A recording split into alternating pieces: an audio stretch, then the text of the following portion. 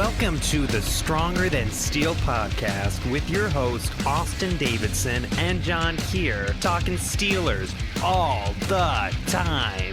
Now, here's Austin and John. Hello and welcome back to the Stronger Than Steel podcast. My name is John Keir, and joining me as always is my co-host, Austin Davidson. Hello. Happy Saturday, Austin. It is Season 5, Episode 2. How you doing tonight? Doing good. How about you?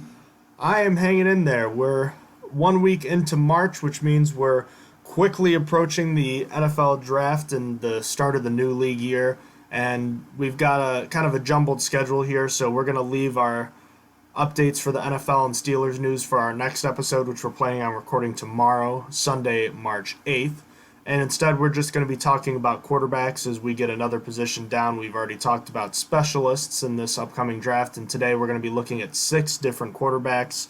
Tried to vary up the different quarterbacks we're looking at. We're going to try to avoid looking at the top-tier guys, but when it comes to talking about quarterbacks in the draft, this is now the 4th year we've been looking at quarterbacks, and in 2 years the Steelers have taken quarterbacks, and the other 2 years they haven't.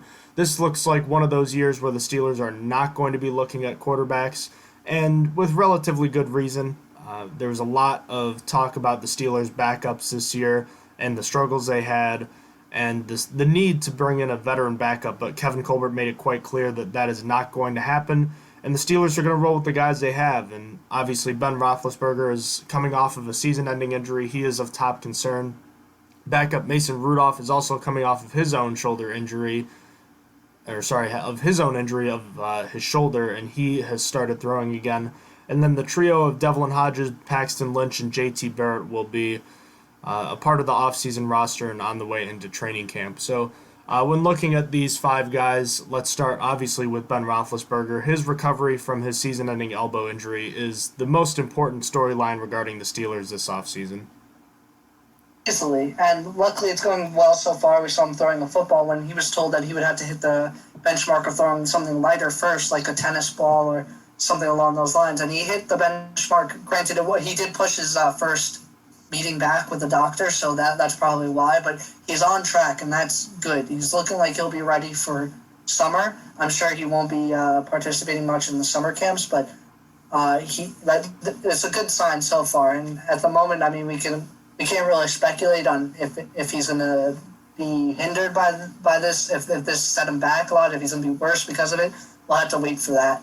So this calls into question how you play this going forward. A lot of times rehab is very important in terms of how strong you are able to become again, in terms of what you are once you've recovered. I know that from my experience, when I had physical therapy with my shoulder, I didn't necessarily do the exercises as much as I probably should have.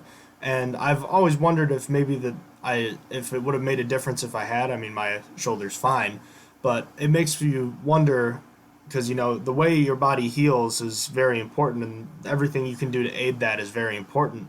So I guess, obviously, Roethlisberger is going to participate when he's cleared and healthy, but I'm wondering kind of out loud, how do you think the Steelers are going to handle his participation going forward in training camp in the preseason when he is probably going to be all set to go? Do you think that they maybe ramp up his participation in practice? Maybe he throws a little more than he has in years past because he does have that good elbow again? Or do you think maybe they try to limit it even more and maybe he doesn't even play in the preseason at all this year? I actually think that it's the latter of the two. I think that they're going to not really play him much at all, even in practice and stuff. Like, they want him to be 100%, go through the rehab. Probably, I'd be interesting. It's going to be, I say it's 50-50 on if he plays preseason game 4. You mean game 3? I think, I'm sorry, we're down to 3 games. Preseason game, actually then I lower it down to 25% because I'm forgetting that now there's not an extra week. So I'm going to say that there's like a 25% chance he plays in that game. And if he does, it'll only be for a drive. I think they're going to take a very cautious approach. I mean, it's no question. He just turned 38, I believe, 3 days ago or 4 days ago, something like that. So I think you have to play it safe that way. What do you think? Yeah, I think that they'll kind of keep their foot off the gas for now. I actually don't think we'll see him at all in the preseason, even though it's probably a good idea to get him in there for a little bit. I don't think it'll make much of a difference, and we'll just kind of have to wait until the regular season. But, we're just going to have to take this step by step. So, nothing to worry about right now, but so far so good, but still a long way to go in his recovery. As far as the backups go, the Steelers typically have 4 on the roster, but when you consider that Rudolph and Roethlisberger are both recovering from injuries, it kind of makes sense that they had an extra arm and J.T. Barrett signed. But what do you think about the 3 guys, Hodges, Lynch, and Barrett at this point? I think the team has a lot of confidence or hope in Lynch as a quarterback 3. I think, unfortunately for Hodges, I won't forget him beating the Chargers this past season and doing what he's done, coming in against the Ravens and almost beating them. I think that Lynch is probably going to end up as the quarterback 3 going into this year, because I felt like the Steelers had a lot of faith in him. They didn't cut him, probably because they were scared of the injuries at that point, but I think that Lynch is going to come in as quarterback 3 into this year.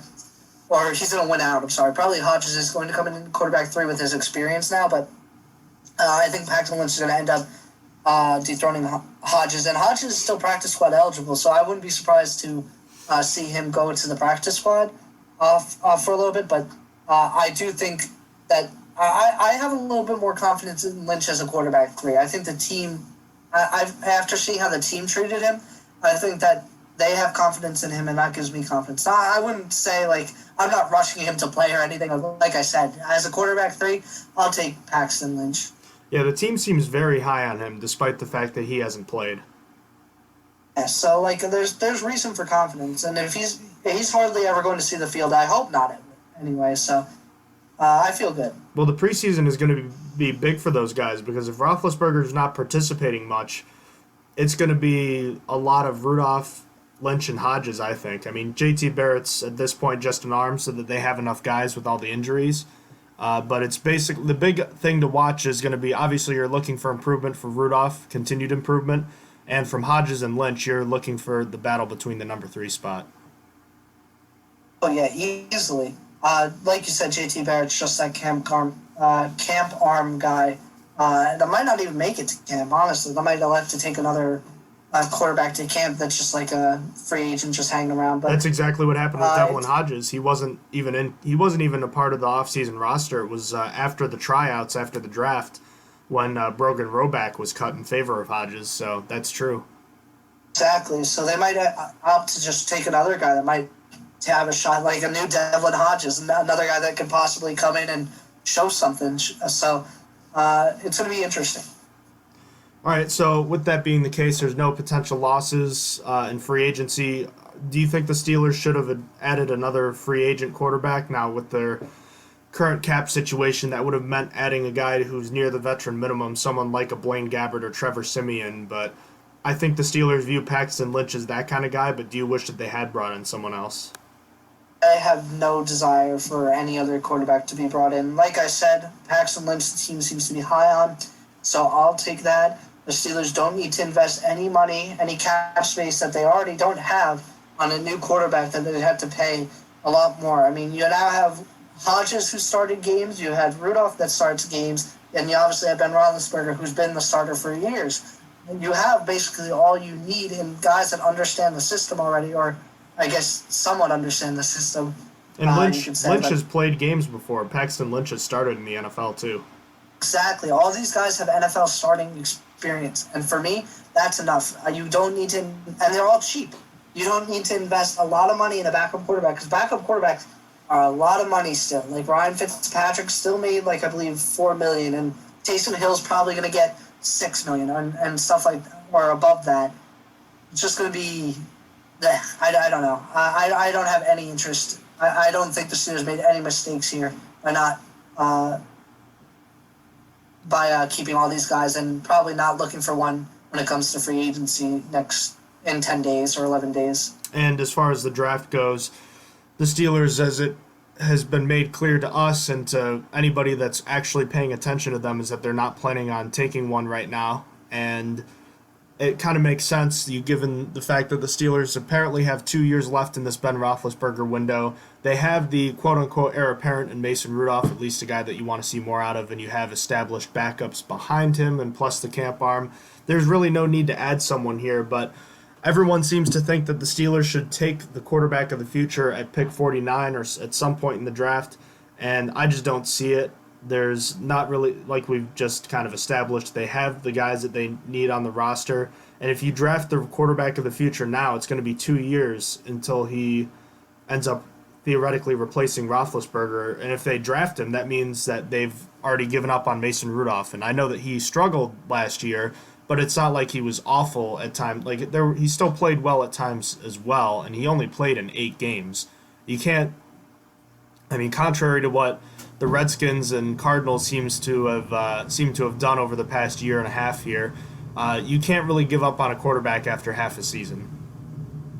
No, it's just not right. And like you said, Mason Rudolph flashed at times. You think that if he didn't get hurt versus the Jets, there's a good chance the Steelers can come back and win that game, because he was playing really, really well up until he got hurt, which sucked. And early on when he played against the 49ers, he did well enough against the defense that we thought was that we underrated at the time. Obviously, the 49ers made it to the Super Bowl with their defense, and that defense featured Quan Alexander, which a lot of other teams didn't get to play in the midseason. So I think that Mason Rudolph showed a lot, and with a little bit more development, he could be the quarterback of the future still.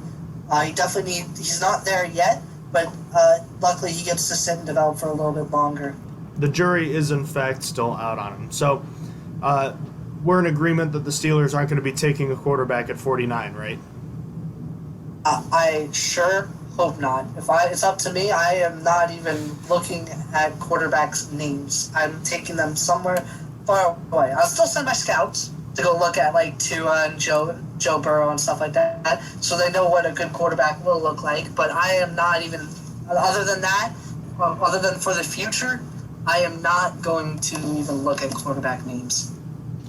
Alrighty, well, that being the case, we still have quarterbacks to look at, and I took a look at 3 different guys. Both of us did. I tried to look at guys that have been relatively well-known names over the college football landscape over the past 2 to 3 years, and I've had guys with varying degrees of success, and I liked what I saw from them for the most part, and they're guys that I kind of enjoyed watching whenever I was flipping through channels in the past.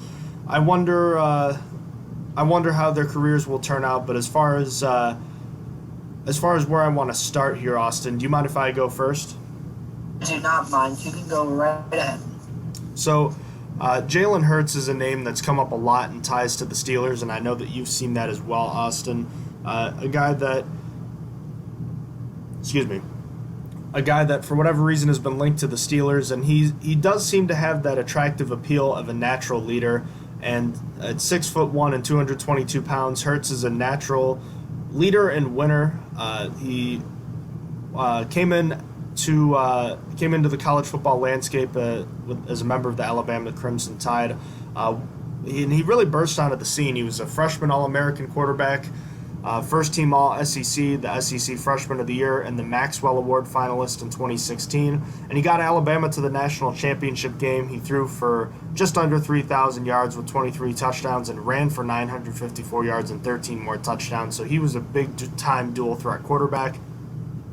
And then they went back to the championship game as a sophomore, but he was actually benched at halftime for Tua Tagovailoa, and ultimately that kind of changed the balance of his playing time at Alabama. So he went from having 2 back-to-back solid years. He only threw 1 interception his sophomore season and ran again for 800-plus rushing yards and 8 touchdowns. But he was basically a backup to Tua in his junior season. He threw 70 passes that year and played in all 13 games, but he really was not a factor. Although it was important to mention that he came off the bench for an injured Tagovailoa in the 2018 SEC Championship game and led the Crimson Tide to a victory, but he did not play in the playoffs. And then last year he transferred to Oklahoma, and as their starter, he really impressed. He improved his overall accuracy, led the Sooners to the Big 12 championship, and was named a third-team All-American, first-team All-Big 12, and was a Heisman finalist as well. He was actually second to only Joe Burrow in passing efficiency, so his passing numbers they skyrocketed. His previous career high was 2,780 yards. He had over 1,000 yards more than he had in his previous career high, including 32 more passing touchdowns, 70% completion rate, and ran for almost 1,300 yards and 20 touchdowns. So he went off in his last season, and even though he was the former SEC Freshman of the Year, he bookended his college career with his best play. And I like to joke, just like Austin does, about the things that he does well. He looks a lot like Lamar Jackson, so he kind of looks like a running back out there when he's running. So all jokes aside, though, Jalen Hurts is a fantastic runner, and I've seen a lot of comparisons to guys like Tim Tebow and the way that he was a runner in the past. I actually think his running style is more akin to that of Cam Newton. I like to think that he's some sort of a hybrid between Newton and Tim Tebow with the way that he plays, but I certainly understand the Tebow comparisons because Hurts was a big-time winner. His overall record in college was 38-4. That's pretty dang impressive, and he took his team to the national championship twice.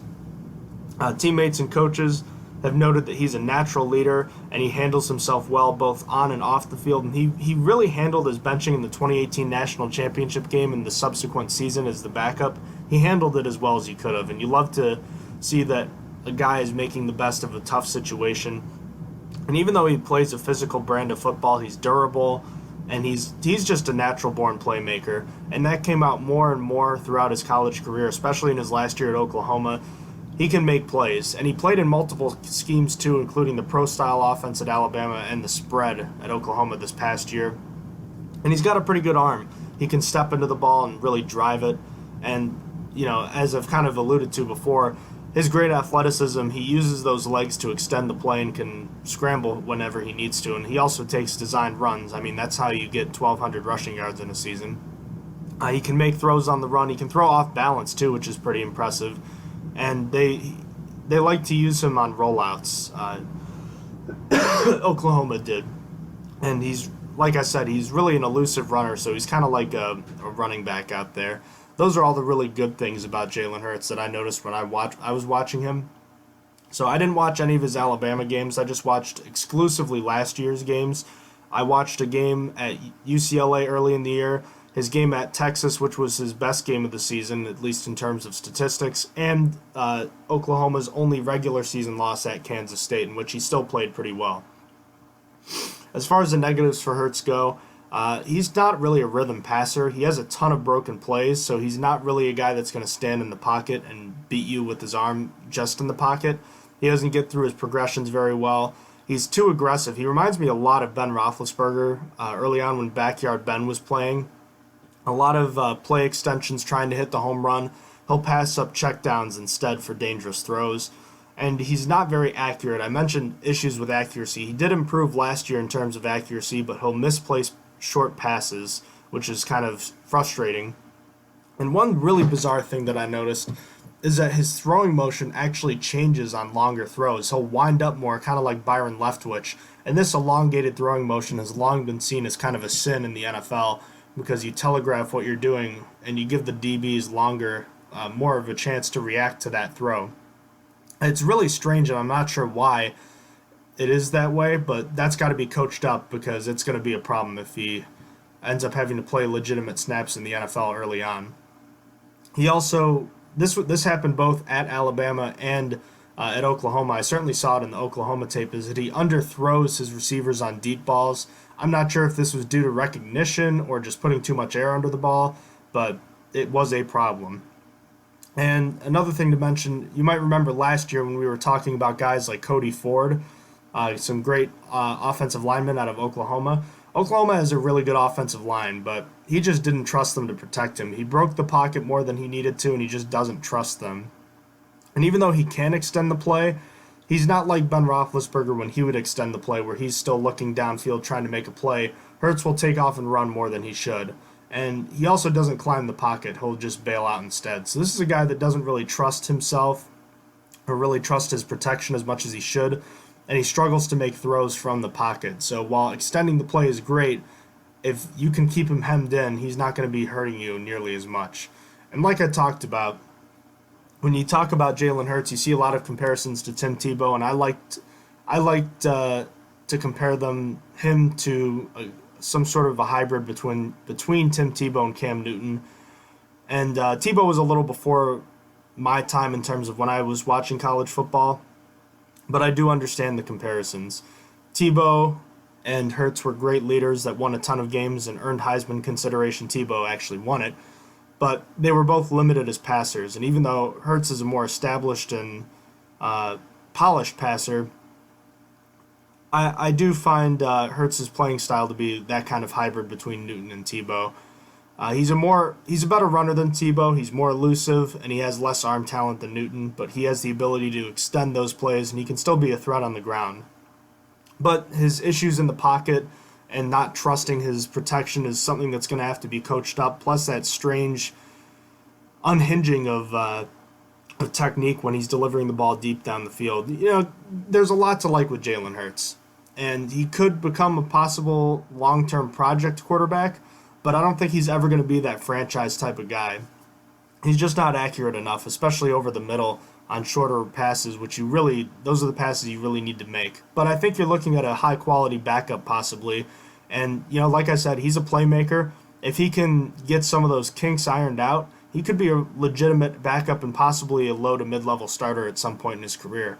It's not going to happen right away, but I could see this guy being a guy that we see in the NFL for a long time. I'm not saying it's going to happen, but I could see it. And he should be drafted, but I'm not sure exactly when. The quarterbacks after the top tier are usually difficult to project, but I have a feeling he's going to be a late day 2 selection, so maybe somewhere in the 3rd round. This guy could be helpful to a lot of teams, but probably not right off the bat. So Jalen Hurts was a guy I really enjoyed watching. He was pretty darn electric, and it's always nice to watch players like that in college, especially after all he went through in his time at Alabama. To see him play the way he did this year was really nice to see. So I was happy for Hurts, and we'll see how he performs when he gets to the NFL. So that was Jalen Hurts out of Oklahoma, the Heisman finalist. You got 3 different guys to look at, Austin. Who do you want to talk about first? You want to talk about Tua, the guy that replaced Hurts at Alabama? Yeah, sure. I'll start with my one top-tier guy, and that is Tua Tagovailoa. I got his name down for this podcast. Honestly, last week that was terrible, but I tried my hardest. Anyway, he is a junior from Alabama. He's 6 foot and 217 pounds. He came out of high school as a 5-star recruit and as a Hawaii High School Player of the Year. So it was no surprise when he came on the scene rather quickly in his true freshman season. We replaced John's prospect Jalen Hurts in the second half of the 2017 championship game and led the Crimson Tide to a comeback victory, throwing 3 touchdowns and 1 interception in the second half. In 2018, he earned a lot of awards and accolades, including the Walter Camp Player of the Year Award, SEC Offensive Player of the Year Award, and second-team Associated Press All-American honors for starting all 15 games, completing a nice 69% of his throws for 3,966 yards, 43 touchdowns, and only 6 interceptions. Nice. That's what I was saying, nice. As plenty know, his junior season was cut short due to injury, not just the hip injury, but he also had an ankle injury earlier on, and these things combined caused him to only be able to start 9 games, or his completion percentage increased to 71.4%. Still threw for 2,840 yards, 33 touchdowns, and only 3 interceptions. But after much deliberation following his injury, he had definitely thought about it a lot. He did decide to forego his senior season, declare for the draft, as we know. And here we are. So starting with this positive, Tua really fits the mold of the dual-threat quarterback, being able to run effectively while also having quite the arm from what I saw. He really zips it, too. The ball he throws move fast, and it contributed as to why he didn't have many interceptions in his career, having an 8-to-1 touchdown-to-interception ratio. His accuracy comes into play on that as well, as he's shown fairly consistent accuracy on short to intermediate throws. He would definitely benefit from going to a system that uses a lot of play action RPOs, as he's really succeeded on those kinds of plays in college, showing sudden ball handling on RPOs, and then has a lot of experience reading route combinations from play action and can sell well on bootlegs and deep drops. Then going back to his mobility, he has active, agile feet that offer quick setups and resets so he can get back to the launch point or improvise and take off if he decides. Then when it comes to deep throws, he had a lot of throws where he got it right into the breadbasket. He had and they were really nice throws too. He came in nice and soft. He's also good at using his eyes to keep his receivers one-on-one on the sidelines, taking the safeties away. And then lastly, he's a confident thrower, showing no refrain from throwing in between the hash marks, unlike Devlin Hodges and Mason Rudolph. Going to his negatives, I think the major thing when it comes to Tua is that there are major durability concerns. So, and this is I saw recently, actually. I saw this on Twitter. So, Twitter guy is wrong. I blame him.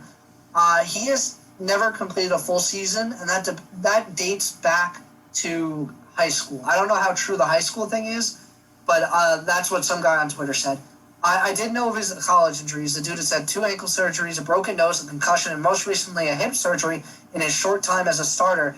And I should remind you all that he's only a junior and only got to start playing at the end of 2017. He decided to forego his senior season and come out early, as I said, so he really doesn't have a lot of games under his belt comparatively. Now, something I noticed from watching his tape is that he overthrows quite a few times a game. Some have sailed over heads and were complete misfires, but that's not even what I was mostly worried about. There seemed to be a consistent slight overthrow to guys that were even open. Some resulted in catches, others not, but to me it was cause for concern because he had consistent placement with his balls for the most part, but a lot of them were like thrown a little too high and a little bit too far in front. But then I feel like he panics a decent amount, struggling to find easy throws on developing routes, and instead of opting to hurry into frenetic throws, sometimes when under only a small amount of pressure. The poise both in and out of the pocket is just a little too spotty at times. Then when he's sitting in the pocket, he has to improve the timing on anticipatory throws. He can get stuck waiting to see a guy get open before it actually happens, so timing isn't the best for Tua. The last thing is he fails to sit and finish his throw when he knows he's about to be hit. So overall, straight up, he reminds me exactly of Marcus Mariota, just a shorter version. But even their weight is within 2 pounds of each other. Lance Zierlein says he reminds him of Mark Brunell, and I don't really see that. The dual-threat quarterback is an interesting option in today's NFL, and if you're put into the right system to make it work, like Lamar Jackson in Baltimore, it can really work and be effective. But if you're not, like Mariota was totally put into the wrong system in Tennessee. He's kind of forced there because he was like the guy available. But, I mean, I guess they could have taken Jameis, but that's besides the point. That's really how I feel with Tua. Ignoring the durability concerns for now, I believe that he could really succeed in the NFL, but only if he's put in the right system. To me, he's not a once-in-a-lifetime talent that can come in and be amazing with any team. I predict he will go top 5, even if it's not the one of the teams currently in the top 5. But I honestly think he should probably go later than unless the team is absolutely positive he fits their system. Because otherwise, you're going to have another Mariota situation on your hands, which the Titans should have not drafted Mariota in retrospect. But I mean, he didn't fit the system that they wanted to run anyway, so that's really on them. Where do you think he's going to end up? Tagovailoa from Alabama. Who is your next prospect? Where do you think he's going to end up? I'm starting to think the Redskins, and that's really sad. I really hate this. Like, it just gives me another reason to hate the Redskins. Like, I already said how much I hated the Cardinals for what they did, and then the Redskins, like, I already don't like. Their ownership is dumb, and there's just so many dumb things that they do. And now they're about to do exactly what the Cardinals did that pissed me off so much last year, is that they take a guy round 1 that they're so excited about, that they are betting on. And almost at the same exact spots, too. I'm pretty sure Cardinals took Rosen at 14, and Haskins went at 13? I think Haskins, so it was like, right around there. Yeah, so they both went at, like, the same exact time, too. And it's just giving up on a player when your team is garbage, like, and you're not surrounding him with good players. It's just, like, it's so dumb to me. Dwayne Haskins can very well be bad. It can be true, but to give up on him on halfway through a season, you didn't get to start till halfway when the whole team is bad. It just doesn't make sense, but I mean, that's where I really think that he's going to go to the Redskins, because, I mean, last year when I saw the reports about the Cardinals wanting Kyler Murray, I said, no way. I said, it's not possible. The team's not that incompetent. And then it just kept going further and further, and it started with a comment that Cliff Kingsbury would draft Kyler Murray number 1 overall, and then there was interest, and then that's all it took. So I think that the Redskins are stupid enough to do it. And I mean, I think that's such a shame for Dwayne Haskins. Like I think that giving up on a quarterback after 6 games or 8 games, whatever he played, not a lot, is so ridiculous on such a bad team. But I do think that he's going to end up with the Redskins unless the team trades up and takes him somewhere outside of them. There's some rumblings that the Lions might be interested in a quarterback. I think that's trash. I think that's lies. I don't believe that. So what about how do you think he anyway. would fit in? How do you think Tua would fit in Washington versus like Miami? I think he fits in better in Miami. I think Miami's going to be ready to build around him much quicker than the Redskins are because Miami has picks to go, and I think Miami actually has it so that they can still play games and let him sit and develop. That's not the thing usually for first-round draft picks, but I do know that Ryan Fitzpatrick is going to get the start game 1 unless what's it called? Unless they get Tua and like they think that he can start immediately. Like he has an amazing camp and amazing preseason. Like it's like wow, he's so amazing. We can't not start him. But I think that he's better suited for the Dolphins. I'm not sure for the scheme. I actually think that the schemes are similar. Where I don't think Tua would really work with either scheme as they are right now. They'd have to change it. We saw the. I never thought Lamar Jackson would work for the Ravens scheme, and they fixed it. They changed it so that it works for their quarterback. So either team could change, but for right now, the team that's better for him is going to be the Dolphins. They're going to be building young around him, and they have so many draft picks to make it work with. The Redskins don't, and the Redskins don't have talent, and the Redskins don't right now have a clear future to me. So I just think that he'd be better with the Dolphins. I think the Dolphins are better just waiting for Lawrence next year, trying to get Lawrence. And on top of that, he doesn't need to play year 1. I think that might be the idea is that they let that hip heal up completely, and then they have Fitzpatrick be the guy at least early on in the year, kind of like you were alluding to. Exactly. I think that the Dolphins overall would be the better team. So my second quarterback is the guy that Tagovailoa came off the bench to beat in Jake Fromm at Georgia. He's a junior standing at 6'2" and 219 pounds. I watched his games against Florida last season, the LSU SEC championship game, and the bowl game against Baylor, which was the Sugar Bowl.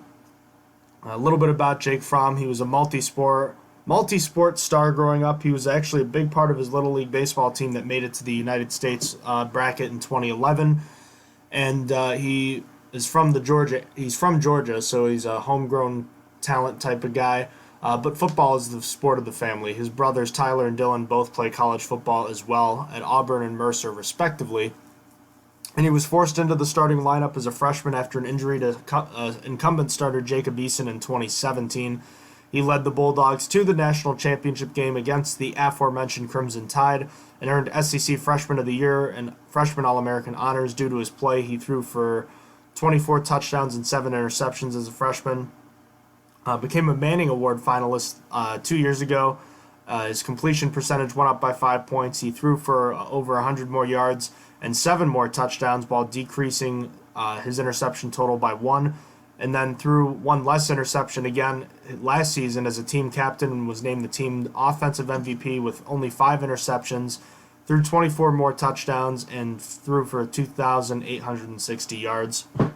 So Fromm has a lot of starting experience and played in a lot of big games during his college career, including a national championship game as a freshman. And because of all these high-stakes games, he's not easily rattled by it. He's a natural leader with a good football mind and is known as a studious player around the locker room. And he'll read the entire field when he's sitting back there. He can get through all of his progressions in a quick and efficient manner, unlike Jalen Hurts. And he trusts his reads and throws a typically accurate ball. He also has a pretty good operational clock. He's a decent but not great athlete, so he's not able to rely on his legs to get him out of trouble as often, so he can compensate for that by being quick with the football and quick in his decision making. He's unafraid to throw with anticipation. He's a pretty good rhythm thrower.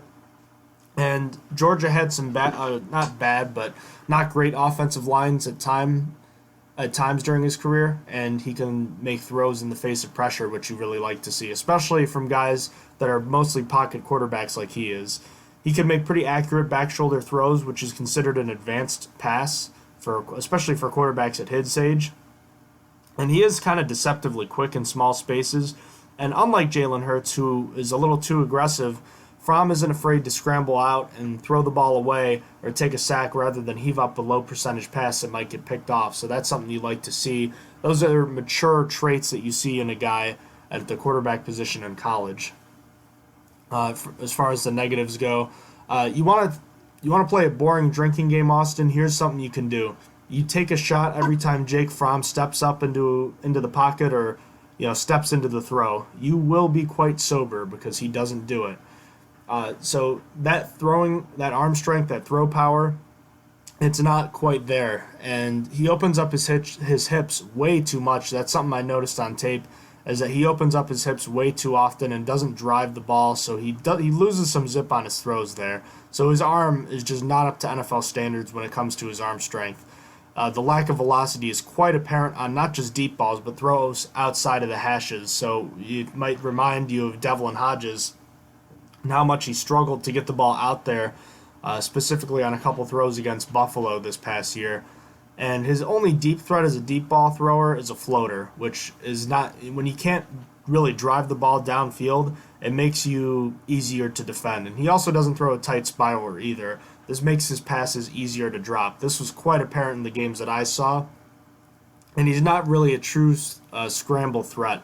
And he's not really a guy that's going to run many designed runs. He's not a great guy when he's running with the ball in his arms.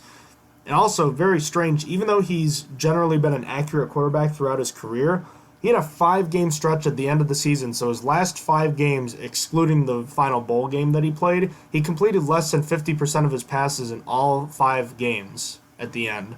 He started missing easy throws. I really can't explain it. I'm not sure if he was dealing with an injury. He's been an accurate quarterback for most of his career, but that was just a bizarre drop in completion percentage. I don't know what that was all about. And because of the lack of arm strength that I had mentioned earlier, Fromm is going to have to win a certain way with timing, accuracy, and rhythm, which means that he's going to be easier to defend. So that means he's got a lower upside than most guys. But in my opinion, Fromm has a higher potential to reach that because of everything else he brings to the table. He's a well-known guy. He's seen a lot of big-time SEC action over his career. He looks the part. He stood up to some great defenses in the Alabama Crimson Tide in the past, and even though they didn't hang in well against LSU this past year, that's still a really good team to play against. Fromm is a smart player, a good leader, and he's done just about everything you'd want out of your college quarterback. That being said, there's not really anything necessarily not necessarily anything that he does particularly great on the field. He doesn't have the great arm strength. He's not a great athlete. And he's also, even though he's relatively accurate, he still was relatively inconsistent this season in terms of his accuracy.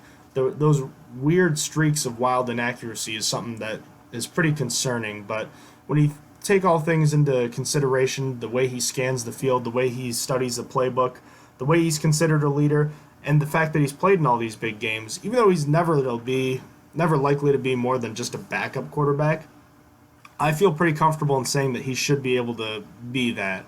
He's got the experience, intelligence, and work ethic to make it happen. There's a place for him in the NFL. If you want a direct Steelers comp, I like to think of Landry Jones. Landry Jones is not the most physically gifted guy, but he was able to stick around in the league for a half a decade because of his work ethic, because of the way he knew the playbook, and because of all of his experience that he had behind him. And I think Jake Fromm is quite similar in terms of that comp.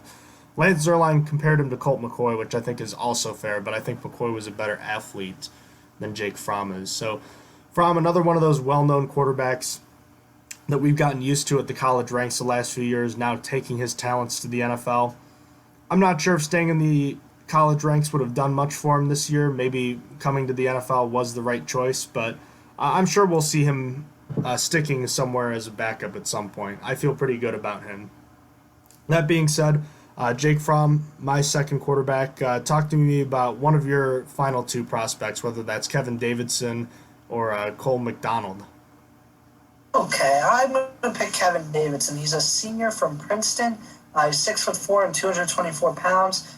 And keeping it real, I picked him because we share the same last name and we were probably related somewhere up the line. So I chose him.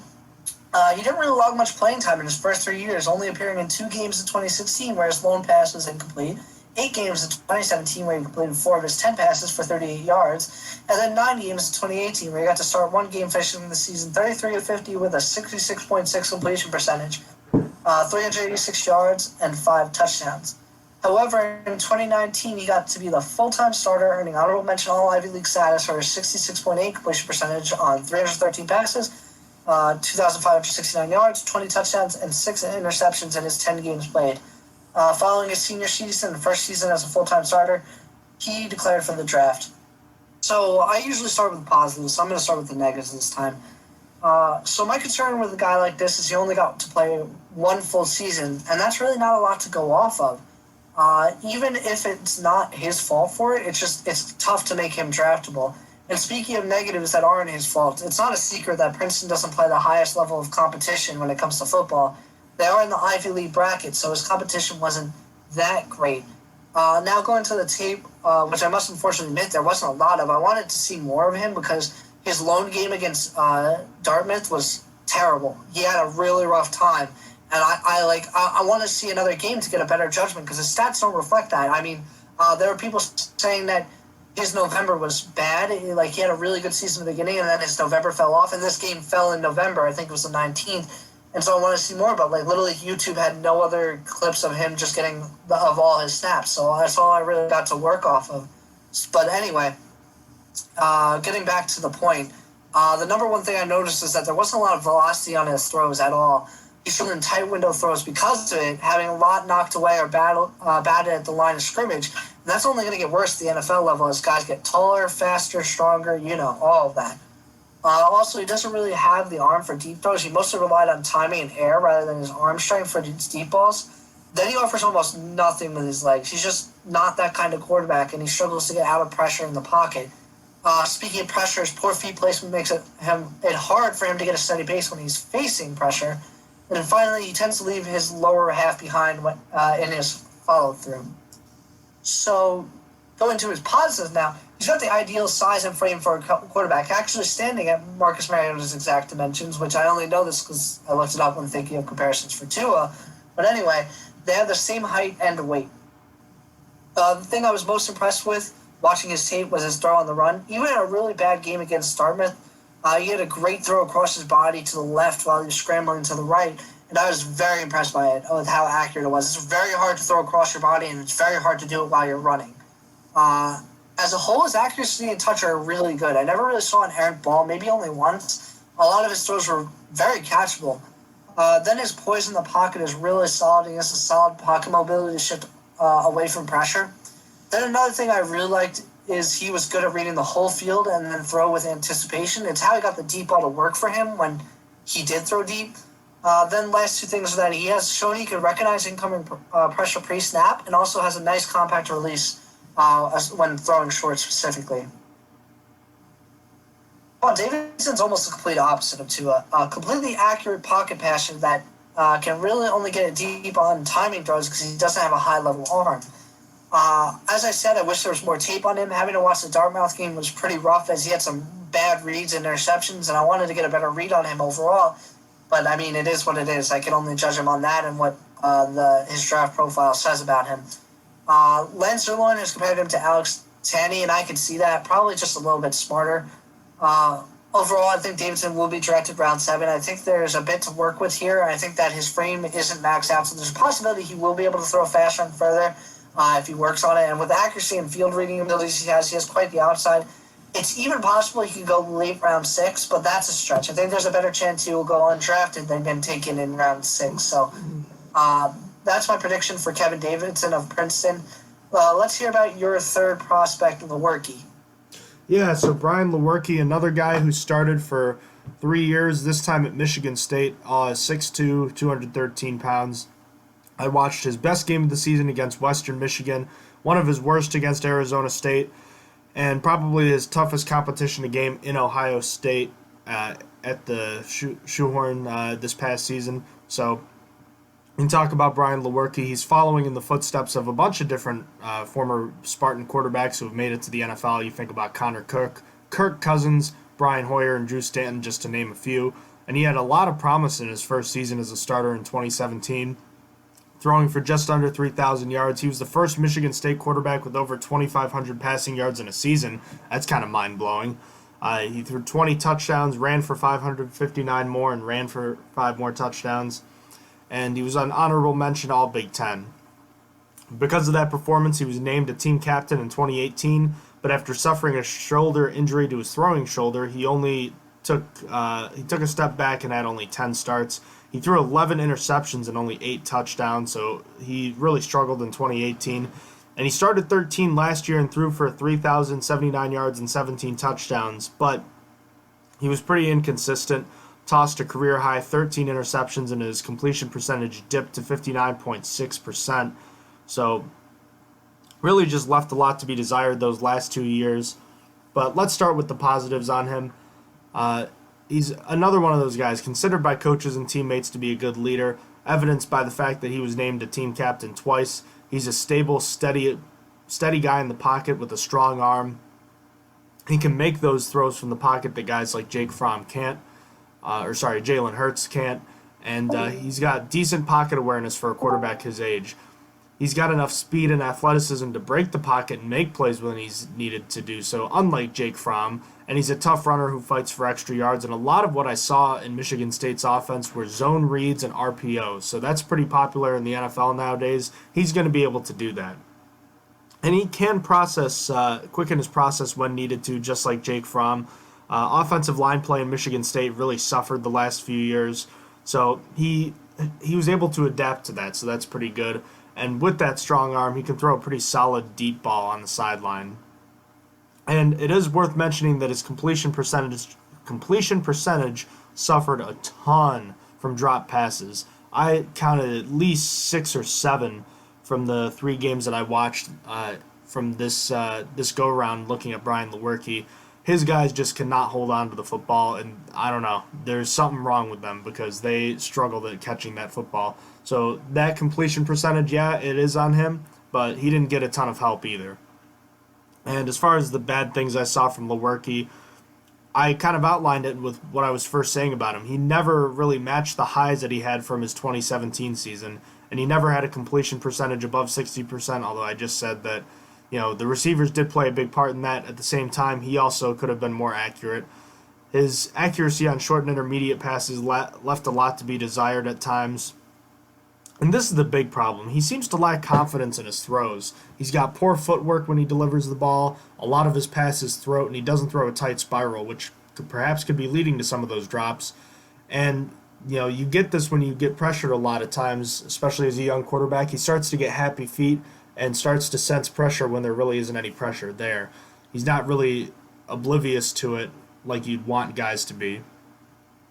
And he doesn't get through his progressions in a clean fashion. It's kind of clunky the way he does it. He kind of spends way too much time on his first read, and then after spending too much time on his first read, he'll realize that he's kind of behind, and he'll jump through his next few progressions way too quickly. And he's not an anticipatory and rhythm passer, and really just at the end of the day, Brian Lewerke's just an inconsistent quarterback. You look at the lows from his 2018 season, the highs of his 2017 season. It's not just a season-to-season thing. It's a game-to-game thing. It's a drive-to-drive thing. It's a play-to-play thing. You'll see something great one play and then something terrible the next play. It's bizarre. I'm not really sure what to make of it. But scouts, overall, when you talk about Lewerke, scouts saw a guy that looked like a rising star in East Lansing back in 2017, but 2 straight lackluster seasons have brought into question his NFL potential. He's got the look of a good quarterback. He's got good size, starting experience. He's relatively mobile, and he's got a strong arm. But his inconsistencies in terms of accuracy, his reading of the defense, just going through progressions, and just overall inconsistent play has left a lot to be desired. If a coaching staff can somehow harness his technique, he could become a valuable asset, but the big issue is his lack of confidence on his throws and just the fact that a lot of balls will flutter out. He's not reaching the max potential that his arm talent should let him have. He looks like a day 3 guy to me, but it is possible he goes undrafted. There's talent there, and I have to think that a team will take a chance on him, but the last 2 seasons were pretty disappointing and honestly just left a bad taste in your mouth. So Brian Lewerke, a guy that should get a flyer, a late round flyer, but I'm not sure that he's going to be able to stick around. Some things are going to have to change if that's going to happen. All right, cool. So my third prospect is Cole McDonald. He's quarterback junior from Hawaii. He's 6'3" and 215 pounds. McDonald came to Hawaii as a redshirt freshman in 2016 and then played as a reserve in 2017, appearing in 6 games, completing 5 of 9 passes for 22 yards and a touchdown. In 2018, he was able to beat out fellow quarterback Brown for the starting job and was named the team's offensive MVP, as well as honorable mention All-Mountain West pick for starting 12 of 13 games, including 58.8% of his 484 pass attempts for 3,875 yards, 36 touchdowns, 10 interceptions, while also toting the ball 134 times for 359 yards and 4 touchdowns. As a junior, he ranked 3rd in the FBS in passing yards with 4,135 and 8th in touchdowns with 33 on the year. He also improved his completion percentage to 63.8% on 511 pass attempts, but also had more interceptions at 14. He added 101 carries for 383 yards and 7 touchdowns in the 14 games he played in with 12 starts. His play for the year made him a finalist for the Johnny Unitas Golden Arm Award and also a second-team All-Conference selection. After his best season, he decided to forego his senior year and declare for the draft. So, starting with his positives, McDonald is another guy that has the NFL size after adding on some weight last offseason. He put on 15 pounds, so he went from 200 to 215. And something I liked while watching his tape, while not actually a dual-threat quarterback, he was the fastest one of those that participated in the 40. And, man, he showed some serious acceleration on tape. And with that acceleration, he ran like Cam Newton used to. Very big and powerful, especially near the goal line. And that's really not common for a guy his size. He runs with a lot of aggressiveness, and it's actually similar to Jalen Hurts. So I kind of look dumb saying it's not common, but I think it's just recency bias. I swear it's not really that common. But then I liked his aggressiveness. He really didn't shy away from tight window throws, and a lot of the time they worked out in his favor because he has some nice touch. His arm is also fantastic. Some people said it's a problem, but I literally didn't see what they were seeing. It felt like every highlight I watched, the dude was loading it up to throw it 35 yards downfield. And I watched him throw a ball like a 50-plus air yards. So I don't really know what people claim he has no arm talent saw. But moving on, I feel like he has a really good ability to make reads and adjust to the defense. Coming off his primary read quickly and working to the very last progression if he needs to. He's also another guy who's good at using his eyes to get safeties away from the sideline, so he can get one of those one-on-one shots pretty easily. Final thing is that he rhythmically climbs the pocket away from the building edge pressure. Despite the feeling of heaving in every play I watched, his deep ball completion percentage sits at just 29%. This is because of a few things. For one, it's a very weird throw, being described as similar to throwing a javelin. And this causes the ball to sometimes take a nosedive, making it hard for receivers to catch. Also, the ball will come out wobbling quite a lot, so that's another problem that plays into his deep ball accuracy. Last thing that pertains to that, he gets out of sync with his wide receiver times. You literally saw it in each half of the BYU game where the first half felt like he couldn't miss, and then in the second half it was like completely different. And it didn't feel like the wide receivers were worse. It just felt like he was getting out of sync with them, and I didn't really understand how it was a tale of halves in that BYU game. But then another thing I saw that was that his ball placement was all over the place, especially in tight window throws. It felt like a lot of luck went into it when he was challenging tight windows, so that's something to consider. Then something I personally didn't like is he doesn't challenge the middle of the field very often. Both in his highlights and the tape I watch, he typically stays to throws deep on the outside or throws outside the hashes. At the NFL level, you got to be able to target the middle of the field. Or, I mean, I guess not given the Steelers situation, because that's how Mason Rudolph and Devlin Hodges made a living in this past season. So, but, I mean, granted, most of the time it's not going to work. And, I mean, the Steelers' offense was not very good, and they didn't target the middle of the field past 10 yards. So, there's that. Last thing is that his setup to throw is pretty slow. And combine that with his weird javelin-like throw, it makes it pretty hard at the NFL level. He's going to have to clean it up when he gets there if he wants to make it. Overall, McDonald's someone I think is going to surprise people with how early it's going to be drafted. Right now, a lot of people have him as a 5th to 7th rounder, but I believe he's going to be taken in the 4th, in all honesty. He helped himself tremendously by having a great showing at the Combine where he did well at everything besides like the 20-yard shuttle. He had the fastest 40 time of a quarterback, so that's something to consider as well. I won't be surprised if he does go later than the 4th round, though, but he easily projects as a 5th rounder. But with this skill set, I believe the team is going to want to work with him and see if he can develop into a quality backup or even possibly a starter later in the future. Who knows? I think he has a lot to work with, so I did like Cole McDonald a little bit. But yeah, those are my 3. I think I'm going to go ahead and rank them right now, if that's okay with you. Go right ahead, man. All right. So one for me is, and I'm ranking them in terms of how they fit with the Steelers or how, if I want them to get there. And number 1 is going to be Kevin Davidson. The idea behind it is not that I specifically enjoy him. I do like that he is a pocket passer, but mostly I'm looking at round that they're probably going to be drafted here. And Kevin Davidson, to me, projects more as a 7th rounder or an undrafted free agent. And if the Steelers wanted to bring him in as a camp arm, I'd be okay with that. I don't really want the Steelers to draft a quarterback, so there's that. Then was Cole McDonald. I like McDonald's upside. Again, the Steelers aren't going to be really drafting a quarterback, so I wouldn't want to take one with a 4th or 5th round draft pick. So I have to rank him second based on that alone. And then Tua, I had a lot of problems with, actually. I don't think Tua is going to go where he should go. I almost believe Tua should end up like Lamar Jackson and be taken at the end of the first. Because, I mean, he's still talented. I just don't think he's once in a lifetime like, oh, you need to take this quarterback in the first 5 picks talented. And that's why earlier when I said I think the Tuas should wait, did I say the Tuas? I meant the Dolphins. I think the Dolphins should wait until next year to try and get to Trevor Lawrence, which granted, I don't watch much college, so I don't really know. All I hear is that he's like the once-in-a-lifetime talent. He's incredible. He's amazing. So I would rather join that show for now, because I just don't think Tua's there. Or if I was the Dolphins, I'd trade back and then try and take him if he's there. That's honestly probably what I'd do. Or if you really want to stay there, maybe try and get Okuda, the quarterback. I don't know. I'm just not a big fan of Tua for his draft position. So there's a lot of problems with Tua in my mind. And obviously the Steelers would never draft him, but it's just something that I had so many issues with him, I think. Then how do you rank your prospects?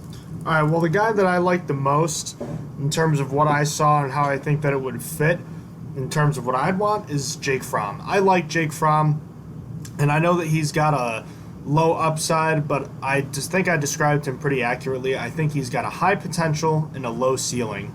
That means even though he's probably not going to be a starter in this league, if he is, it's just going to be a short-term kind of thing. I think he could be a valuable guy like a Chase Daniels, a guy that lasts in this league quite a while, a guy that can make his money being a good guy in the locker room, a smart player, and a guy that really knows what he's seeing on the field. I think that that's a valuable asset to a team, even though it's kind of a something that's not necessarily seen on the field every game.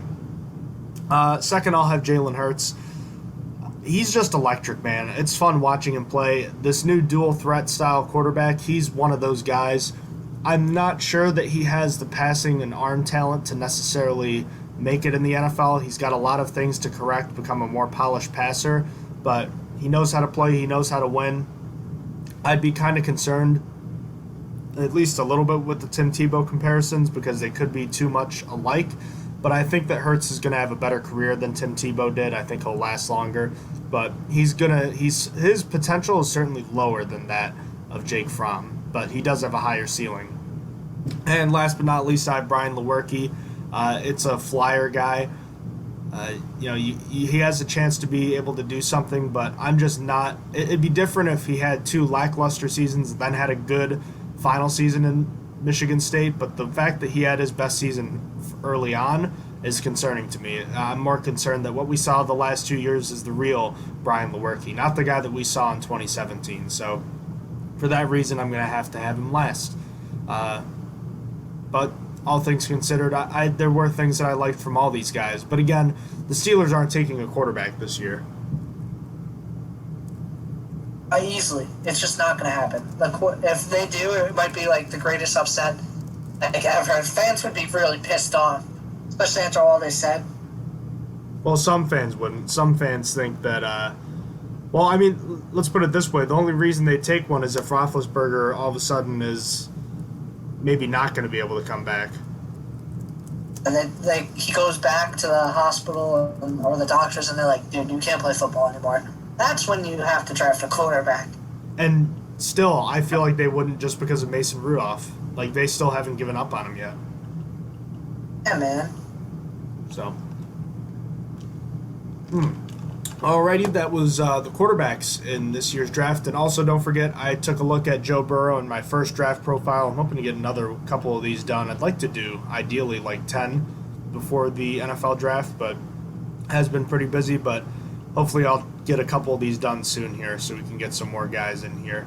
And up next, we'll have cornerbacks. We're going to be recording that tomorrow night, and we'll be talking Steelers and NFL news in that episode. So looking forward to it, Austin. Thanks again for joining me. And we'll be right on track here as we start talking about cornerbacks and getting into the defensive side of the football on our next episode. If you have any questions about the show in the meantime, please feel free to email us at strongerthansteelpodcast@gmail.com and check out our episodes, our social media on our website, strongerthansteelnfl.blogspot.com. Ladies and gentlemen, thank you as always for listening to the Stronger Than Steel podcast. Have a terrific night. And Austin, you have a good night as well, and we'll I'll see you tomorrow on here as we record our episode about cornerbacks. Looking forward to it, buddy. Take care. Bye.